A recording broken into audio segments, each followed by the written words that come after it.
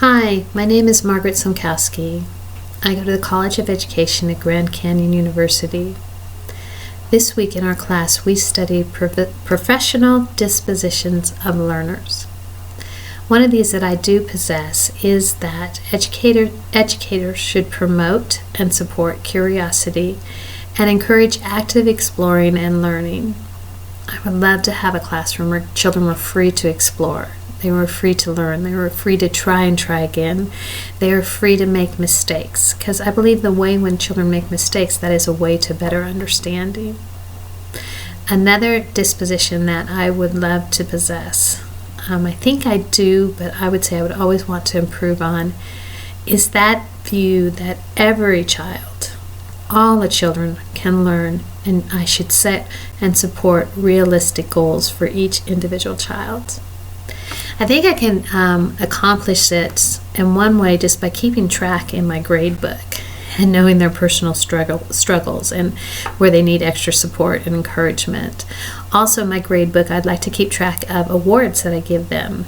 And every child, every month, if not every 2 weeks, receives an academic award and a character quality award. And that would be posted somewhere in the classroom for everyone to see. So in that way, they would be always support that they are making progress, they are achieving, they are excellent, they are wonderful. Another way that I would like to just embrace these dispositions is to keep track of them all in my grade book also for things that I could shoot for and I could try to achieve. Besides each disposition, I'd like to write down 2 or 3 goals in that how I can establish that within my classroom on a weekly basis, on a monthly basis, on a yearly basis. Anyway, I would continue to improve if I can embrace these qualities. I would also like to talk about that dispositions are values and a commitment that affect every student, your parents, their parents, colleagues, and the community. And that in this, I would not want to be very biased and prejudiced in my opinion of things. And let me tell you though, bias is not necessarily a bad thing. It can be negative when it's an opinion, a strong opinion, or a prejudice. But it can be positive when it is just like a bent or a preference. If none of us had a bias, none of us would ever make a choice on anything. I have a bias towards children. I have a bias towards education. I've always worked for children. I have 4 children of my own. They were all individual learners, and they were amazing, and they were all a challenge. And now I want to work with more children and with their parents and just support them in all that they have to do. Now, if I didn't have a bias, a tendency, or a bent towards children, I wouldn't become an educator.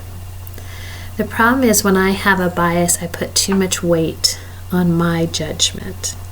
Like my way is the way. And I'm not willing to respect, to hear of, to embrace someone else's opinion. I think as a person, as an educator, as an employee, you should always be willing to say that I could be wrong and take that teachable spirit with you.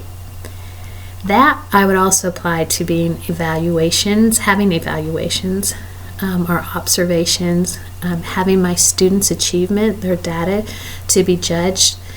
I would not want to take that personal, but I would want to take it in a way that I could improve. I want to be the best teacher I can be. I want to be the best educator I can be. I want to support these children. I want to support their families. I want to support the colleagues. I want to support my school.